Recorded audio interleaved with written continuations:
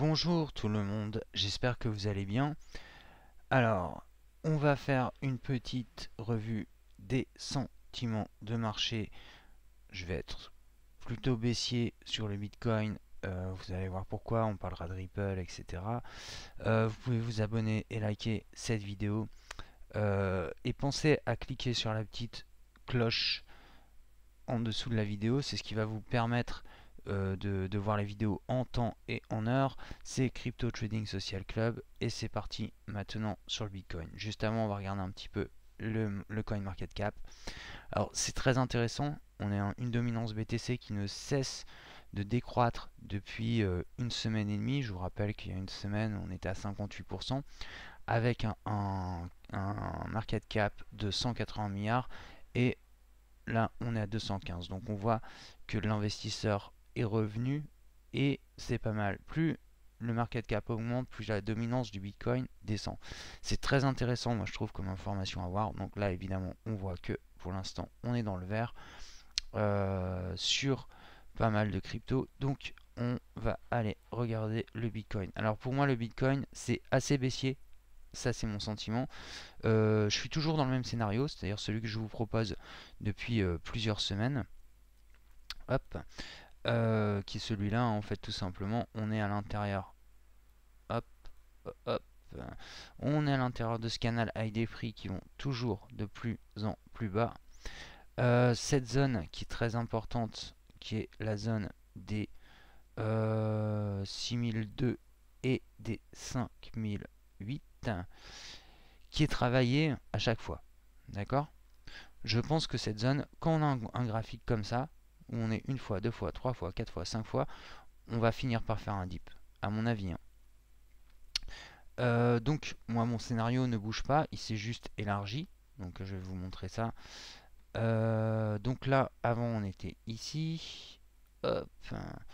Je vous avais annoncé les 6008. Eh bien, évidemment, je les avais annoncés là, mais moi, je ne peux pas savoir l'amplitude des vagues. Donc, en fait, c'est juste des canaux qui se changent. Et là, on voit qu'on a échoué une fois, deux fois, trois fois, quatre fois, cinq fois. Et là, on est en train d'en faire une sixième. Mais toutefois, là, je pense qu'on peut aller soit sur cette trendline, parce qu'il y a une nouvelle trendline qui est en train de se faire. Euh, les prix sont de plus en plus bas. Là aussi, les prix sont de plus en plus hauts, vous me direz. On est dans un triangle de consolidation. L'information que ça nous donne, c'est une information importante, c'est que le marché ne sait pas où il va. Je voudrais vous montrer un truc en log. Alors, on va passer en weekly. Hop. Donc, ça j'en ai parlé déjà dans plusieurs vidéos. On a un support de prix qui est ici.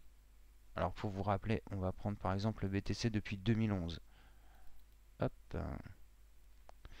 Alors ce BTC, hop, hop, hop. Vous voyez que depuis 2011, donc ça c'est sur Bitstamp, hein, c'est un des cours où on le prend quasiment sur le, si je dis pas de bêtises, sur la deuxième bulle. Donc on voit qu'on a tout le temps été sur ce support de prix. Donc il n'y a aucune raison qu'on n'y aille pas. On peut remarquer aussi d'autres informations intéressantes, c'est que on a des amplitudes de moins en moins extrêmes et des corrections qui se font tranquillement. Alors donc là on était parti sur l'avant-dernière l'avant-dernier support ici. Donc la bulle à son plus bas était à 148, ce qui correspondait exactement au prix qu'on avait fait sur la bulle précédente. Là, je pense évidemment que ça cassera pas ce support de prix, et ce qui nous amène ici aux 4000 ou autour des 5 et 6000 si on reste en range. Ok. Ce que je ne pense pas, parce que bah voilà, j'ai une conviction, j'ai un scénario, je vous le présente depuis plusieurs semaines, je le suis. Mais c'est intéressant à voir ce qui est en train de se passer sur le Bitcoin. Donc on va aller, on retourne sur le BTC initial, on va enlever le log. Donc c'est assez intéressant. Alors moi je vais être plutôt baissier sur le Bitcoin, je vais vous expliquer pourquoi. On a trois bougies là. On a déjà une bougie de retournement qui est possiblement un retournement de hausse. Alors effectivement on a les ETF qui vont arriver le 29 qui pourraient être un bon point pour les cryptos. Ce qui permettrait en fait d'aller chercher au moins les 7000. Bon, alors évidemment, si le TF est pris, il y aura bien plus d'amplitude, hein. Je pense qu'on cassera les canaux. C'est pas pour ça que la bulle sera finie d'ailleurs. Mais en tout cas, enfin, c'est compliqué parce que la SEC a annulé, oui, a interdit absolument tous les ETF. Donc pourquoi elle accepterait celle du CBOI? Même si celui du CBOI, effectivement, est plus important et plus, disons qu'ils ont plus de poids auprès de la SEC que les autres ETF. Toutefois, pourquoi ils donneraient un ETF à un groupe alors qu'il y a des groupes qui ont un poids énorme économiquement? Ça n'a aucun sens. Ça serait, mais bon, je pense que ce que fait la SEC est à peu près, on va dire, euh, négatif envers les cryptos. C'est-à-dire que leur avis est négatif envers les cryptos. Peut-être que le CBOI va arriver à les convaincre. En attendant, moi je pense qu'il y aura plutôt un report de l'ETF jusqu'en mars. Et on verra à ce moment-là. En attendant, si ça pète pas sur le BTC, bah évidemment ça ira vers le bas. Et on fera le schéma euh, que je vous ai proposé dans la vidéo Je suis bearish, et je pense qu'on ira sur toutes les cryptos, hein. Ce que je vous ai montré comme prix qu'on pouvait attendre sur les cryptos, je pense qu'on y va clairement. Ça c'est mon sentiment, peut-être que je me trompe, évidemment. Mais je pense pas, je me suis pas trompé là. Je vous rappelle ici, voilà, j'avais fait ces 5 vagues, hop, sont faites parfaitement. Vague 1, vague 2, vague 3, vague 4, vague 5. Vague 5 qui n'a pas été à 7005 mais à 7004. Vague 1, vague 2 qui s'est dessinée où je vous avais dit 6008. Bah, on est à 6008. Et un petit problème qu'on a, enfin un petit problème, c'est pas vraiment un problème en réalité. Vous allez voir ça, c'est que j'avais parlé de ces divergences, hein, qui se faisaient en daily. On va pas revenir dessus, mais on a de la divergence baissière. D'accord. On a un plus haut ici, un plus bas ici. On a un plus bas ici et un plus haut ici. Ça ne veut pas dire, attention, hein, une divergence, je vous l'ai déjà dit plusieurs fois, c'est pas parce qu'il y a une divergence que tout simplement on ne peut pas encore monter jusque soit ici, donc par exemple sur les 6006, voire aux 7000, ok, et redégommer par le bas. Par contre, quand on voit une divergence baissière comme ça, parce que c'est des divergences qui sont fortes, hein, elles se font sur plusieurs mois, alors que quand vous voyez cette divergence haussière, hop, en 15 jours elle est pliée. C'est-à-dire que quand vous la voyez arriver, hop, on a un mouvement de hausse et c'est tout. Ces divergences-là, baissières, sont beaucoup plus problématiques parce qu'elles se font sur du temps. Je vais vous rappeler en daily. Et toutes celles que je vous ai annoncées se sont réalisées, hein, une fois, deux fois, trois fois, pour avoir un mouvement de hausse avec un RSI qui s'accélère, qui vient retoucher ici, qu'on serait sur les 7000. Déjà, moi je trouve que c'est assez inquiétant qu'on voit un RSI qui fait des amplitudes comme ça, avec des mouvements aussi petits. En général, c'est pas très très bon signe. Allez, on retourne à 4 heures. Et ensuite, on ira voir en 1 heure. Donc pour l'instant, on est tout le temps dans ce triangle de consolidation. Effectivement, on peut continuer à évoluer dedans jusqu'à un moment où on en sortira à la hausse ou à la baisse. D'accord. Pour l'instant, les indicateurs, bah, comme je viens de vous le montrer, bon, sont pas vraiment ouverts. Sur le momentum, c'est même pas la peine, quoi. On fait de plus en plus bas et lui, en fait, il fait des plus en plus haut. C'est un très très très mauvais signe. On voit ça aussi sur la MACD, on voit ça sur plusieurs indicateurs. Donc, donc voilà, c'est pas génial pour moi. Je pense que mon scénario va se réaliser, tout simplement. Alors évidemment, hein, là on ira en une vague 3 qui je pense sera assez forte. Et je vous rappelle aussi, c'est que ça, c'est un canal ascendant. Il n'est pas en biseau, mais c'est un canal ascendant. Et quand il va casser fort. Et quand on a un canal qui va vers le haut, eh bien vous le voyez ici, vous le voyez ici, vous le voyez ici, en général il casse vers le bas. Ce qui est intéressant à observer, c'est que on a des amplitudes de moins en moins fortes, ce qui nous prouve bien qu'on est en cycle. Mais académiquement, ces figures cassent toujours vers le bas. Alors évidemment, on pourrait avoir une surprise, mais pour l'instant, moi je reste sur mon scénario qui devrait nous amener tout simplement sur ce support de mes fameux 4009, venir faire un pullback sur ce support qui, je vous le rappelle, est le support du biseau, donc qui reviendrait environ sur 5003, 5004, et faire une petite vague 5 derrière tout ça, parce que ça c'est une vague 1, c'est une vague 2, une vague 3, alors peut-être que la vague 4 sera comme ça, ok, peut-être même qu'elle montera jusqu'ici, on n'en sait rien encore, ça on verra, ok, on élargira les canaux au fur et à mesure si besoin, mais en tout cas on devrait avoir cette structure de prix qui devrait se réaliser. Donc moi ça c'est mon scénario depuis plusieurs semaines. C'est mon scénario prioritaire évidemment. Je m'adapterai si le scénario change, mais en tout cas pour moi on est là-dessus. On va aller voir XRP avant Ether, etc. XRP qui est qui est intéressant. Ce qu'il est en train de faire, c'est il y a deux solutions sur XRP. Hop, hop, hop. Alors, on va agrandir le graphique. Voilà. Deux solutions en XRP. Soit, tout simplement, là, on est en vague 4 de consolidation. On a une vague 5 qui va se faire et qui va monter au-dessus de cette vague. Bien que la mèche, en réalité, ça soit une anomalie. Hein. Sinon, on pourrait compter comme ça. 1, 2, 3, 4, 5. Avec une 5 hyper étendue. Mais je pense que ça pourrait être ça. Comme je l'avais noté la dernière fois. Donc là, je l'avais noté ici. Elle peut descendre ici. Donc sur ce support-là. Ce qu'elle a fait. Et hop. Tout simplement une vague 5 qui nous emmènerait ici. Si on a vraiment cette consolidation-là. Alors vous voyez cette trendline sur laquelle on rebondit ici. Donc c'est un support de prix parfait pour l'instant. Mais il y a aussi ces points-là. Donc si on casse, et bien tout simplement, regardez, si c'est pas un 1, 2, 3, 4, 5 ça, et si c'est l'un 2, 3, 4, 5 que je vous ai montré en figure héliotiste, et bien la BC sera comme ça. C'est-à-dire que là on aurait fait notre vague A, là on fait notre vague B, parfaitement sur les supports que j'avais donnés, et on reviendra ici, donc sur cette zone de la première vague qui se trouve à 30 centimes. D'accord? Donc deux solutions. Soit on fait une vague d'impulsion haussière. Pour l'instant, elle a plutôt tendance à se confirmer. Moi, j'avais repris un trade là. C'est un peu comme sur le Bitcoin, je suis sorti en flat. C'est-à-dire que je suis sorti avec 6% en fait de gain.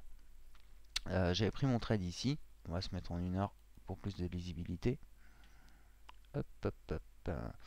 Donc, j'étais rentré ici à peu près. Je suis sorti là, sur la descente. Donc je suis sorti avec un gain, ouais, voilà, c'était à peu près 6%. Je suis re-rentré ici.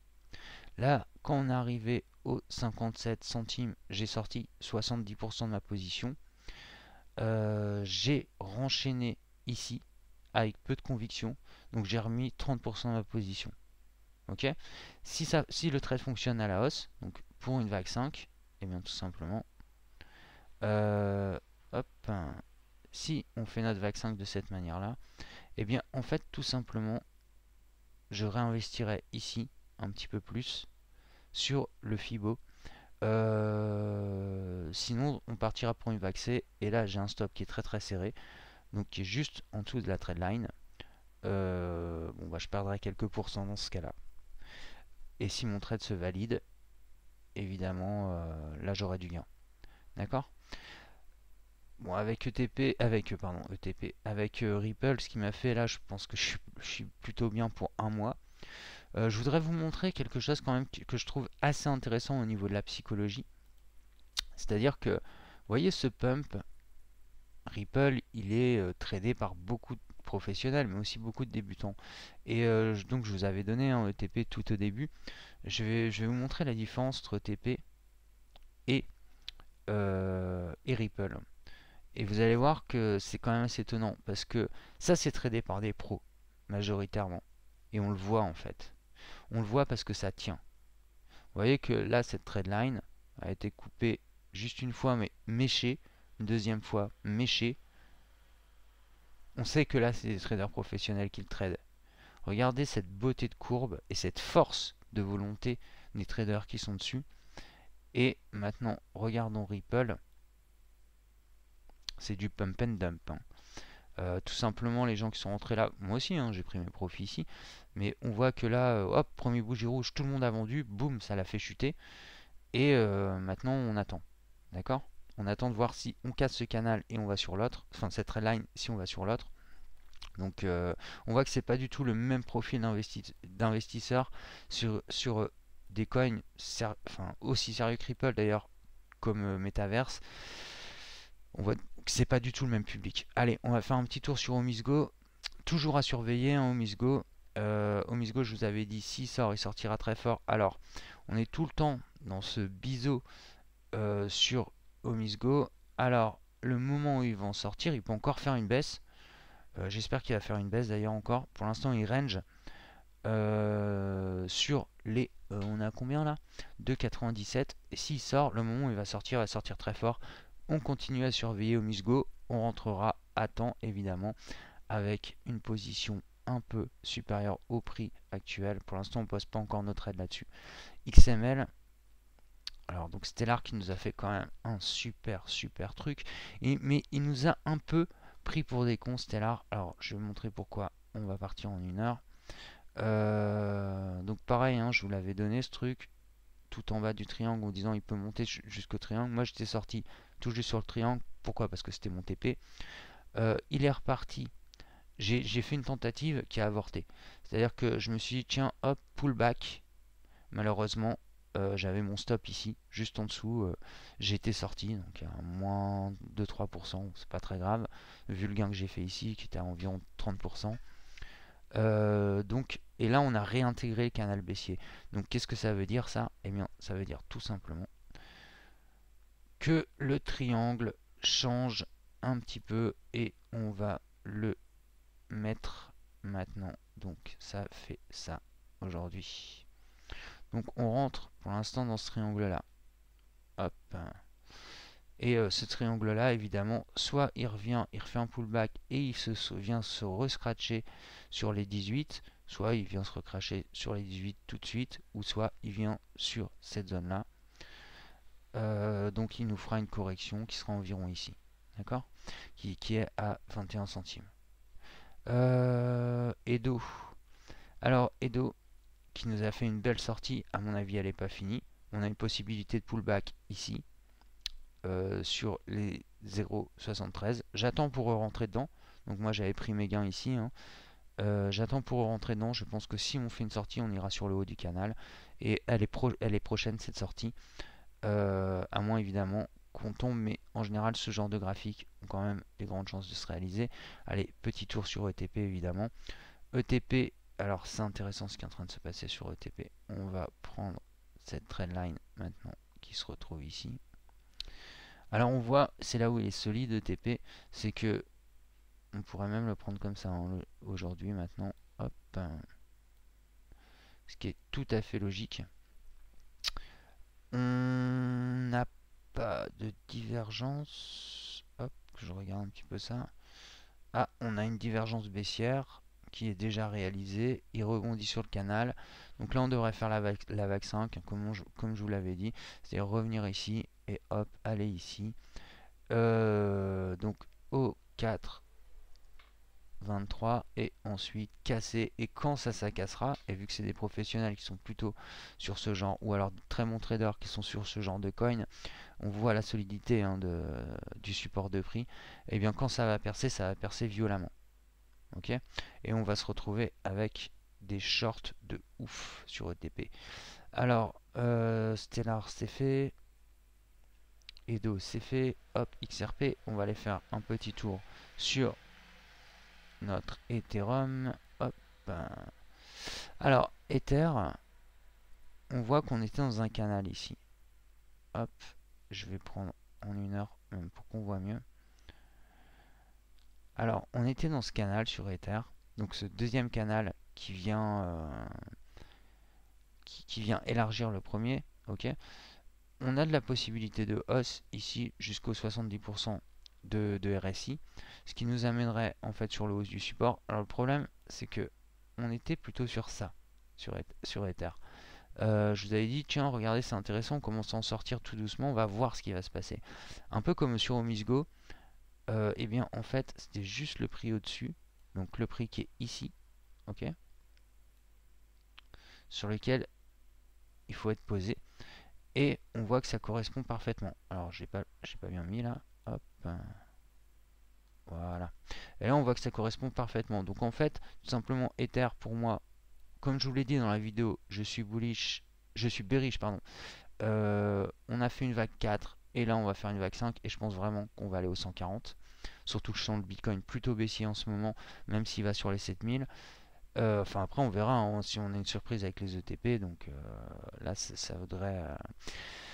Donc pour l'instant moi j'attends ça sur Ether, allez peut-être monter jusqu'ici, échouer, et puis boum, aller venir se ramasser sur le bas du canal, hop, qui nous amènera 140, voire peut-être un peu en dessous, on verra bien. Je voudrais vous parler de Litecoin parce que Litecoin est très intéressant. Regardez cette figure de ouf. Alors on va partir en daily. Alors Litecoin qui est tout le temps dans ce triangle et aujourd'hui dans ce nouveau canal, mais on voit qu'on ne le perce pas vraiment. Ok, on a fait une tentative, on essaye de le retenter là en ce moment. Ça va sortir très fort à un moment. Et il y a une divergence de ouf sur Litecoin, donc faites bien attention à Litecoin. Regardez-moi cette divergence de malade. Ok, les prix n'arrêtent pas de descendre et là ça ne cesse de monter en daily. Hein.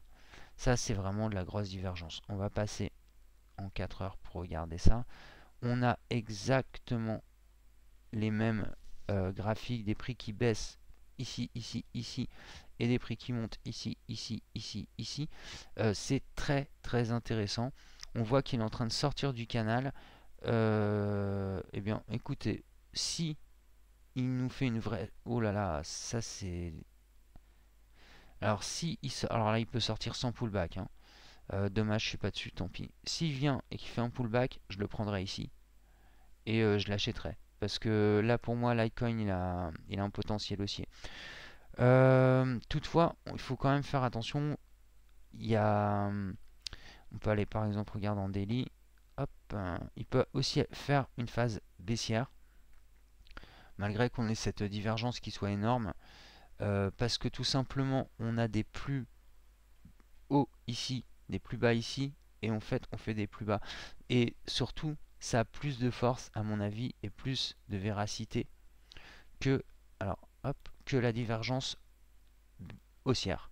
Bien que la divergence haussière soit, elle est fameuse là, hein, mais il va falloir faire très attention à ça, parce que cette divergence baissière qu'on voit ici et ici, elle est très très importante. Donc on peut très bien faire un dump violent sur Litecoin et qui reviendra en fait au prix que je vous avais donné, donc aux 33 $.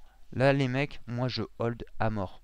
Ok, c'est le moment où pour moi voilà, le holding ça sera fini.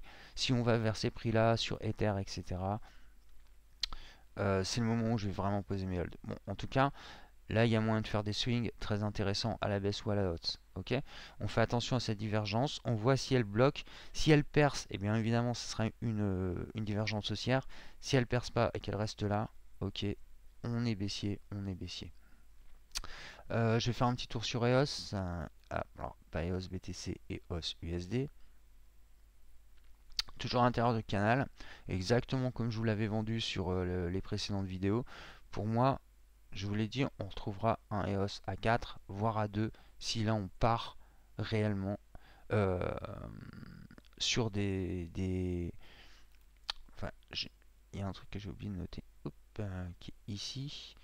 Donc voilà, on a un support intermédiaire aussi, hein, qui est à 3 et voire à 2. Si on a une impulsion baissière ici qui est très forte, soit maintenant il sort de son canal, on aura une impulsion haussière qui nous remontera jusque 9, soit il descendra, il touchera les 3, il peut rester jusqu'au 3, sinon il ira tout simplement à 2, comme je vous l'ai dit dans la vidéo Je suis bearish. Ok, on va faire un tour sur Monero et ZEC.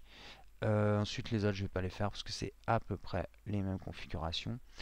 Donc vous voyez que les vagues que j'ai notées en fait se font plutôt bien. J'avais noté la vague 2 à 124, on y est parfaitement, on est en train de descendre, on peut aller aussi chercher le haut du canal, je pense qu'on ira le rechercher, et ensuite vague 3, vague 4 et vague 5 qui nous emmènera. Alors, je pense que ça va faire une vague 3, une toute petite vague 4 et une vague 5. Ok, je modifierai ça en temps voulu. Mais Alors attendez, je vérifie un truc. Hop. Ok, on est en divergence baissière aussi ici. Donc ça, c'est pas très très bon. Alors voilà, on a cette structure. Ah ouais, bon, moi je suis désolé, hein, je suis désolé pour les boules, mais là moi je vois ce que je vois beaucoup sur les graphiques. C'est de la divergence baissière. Donc on voit qu'on n'arrive pas à péter cette trendline. Je pense que si on revient sur le haut du canal, et bien tout simplement on viendra confirmer cette divergence baissière, tout simplement parce qu'on sera au-dessus de ce point là, qui est le point le plus haut. C'est baissier à mort pour moi le marché. Ok. Je parle pour les jours à venir. Il va certainement avoir du vert, hein, dans les jours à venir. Mais pour les jours et les semaines à venir, bon, moi je vous dis que tout ce que je vous ai dessiné là il y a 15 jours, je pense que ça va se réaliser. D'accord. Je pense que voilà, j'ai tout fait. Est-ce que c'est la peine de faire les autres? Je pense pas. Je vais quand même faire ZEC, car c'est une monnaie que j'aime beaucoup. Pareil, je vous avais dessiné ce canal, on range dedans. Ce qui est intéressant, c'est qu'on est en train de faire un biseau à l'intérieur. Alors, ce qui est intéressant, c'est que ce biseau là, hop, ça, si ça sort, ça peut être très fort. Ok, on va voir un petit peu ce qu'on est en train de faire. On est en train de faire aussi de la divergence. Donc, bon, ça c'est pas bon. À mon avis, on peut remonter sur le haut du canal, sur ZEC. Donc, avoir un prix à 180 et ensuite on sera baissier parce que on a des divergences. D'accord. Un petit tour sur Néo quand même. Allez, hop. Néo. Alors, on va voir ce qu'il nous fait Néo. Là, on est en daily, hein. Alors, daily, on voit. Alors, ça, c'est intéressant. On voit. Bon, ça, la divergence baissière, on l'avait noté sur la dernière vidéo. Hop, hop, hop. Bon, pour l'instant, il n'y a pas trop de. Ouais, il y a de la divergence baissière aussi ici, hein. Plus haut, plus bas. Et on voit qu'on est exactement à l'inverse sur les graphiques. C'est jamais très très bon de voir ça, de se voir ce genre de graphique. Donc on peut s'attendre encore à une hausse sur Neo qui nous emmènera sur le haut du canal. Hop, ça on peut le virer. Et donc en fait on retrouvera, en fait on va retrouver tous les prix que je vous ai donnés, hein, sur la vidéo Je suis bearish. Donc on pourrait aller à 5. Parce que si cette divergence baissière se conclut, ou même monte un peu plus haut, tu vois, imaginons qu'on arrive sur les 65, 70 RSI avec une petite hausse qui nous emmènerait juste sur les 25 $, on va dégommer vers le bas. Zut, on va dégommer vers le bas ensuite, et bien ça nous amènera évidemment tout de suite aux 5 euros. Et donc pour ceux qui sont pas contents, machin, je suis désolé, moi je fais des analyses au long cours. Ce que j'essaie de vous donner, c'est à la fois ce que je vois pour les jours qui viennent et pour les semaines, parce que voilà, c'est ça, hein, un scénario de trading, c'est pouvoir gérer un truc. Parce qu'un swing, quand je vous donne des scénarios comme ça sur le BTC, bah évidemment ça met des semaines à se réaliser, hein. Mais du coup, nous, ce qu'on cherche en swing, c'est à trader chaque mouvement. Voilà, dès qu'on passe en dessous de cette sortie de canal, je prendrai un trade et hop, on ira rechercher ces points-là. Alors, deux solutions, hein. Ce point-là en premier, pullback ici sur les 6000, et vague 5 qui pourrait se faire comme ça. Ok, ça c'est tout à fait faisable. Ou alors, on va vraiment au 4000 et là on ira. D'accord. Sinon, ce sera sur les 4009. Tout dépend de l'amplitude de la vague 3. Mais à mon avis, avec une vague 1 comme ça, si là on fait vraiment une vague 3, elle va dégommer sévère. Et je pense que le biseau, elle va le péter pour aller chercher directement les 4009. C'est pour ça que je pense à une vague 4 comme ça et une vague 5 comme ça. D'accord. Je crois que je vous ai tout dit. J'espère que tout va bien pour vous. Prenez soin de vous, de vos familles, de votre pays, de votre portefeuille. Abonnez-vous si ce n'est pas déjà fait. Partagez la vidéo. En ce moment, moi je peux pas le faire, donc je compte sur vous pour le faire, les mecs. Ça vous coûte rien. J'espère que tout ça vous a plu. C'était Crypto Trading Social Club. Allez, ciao tout le monde.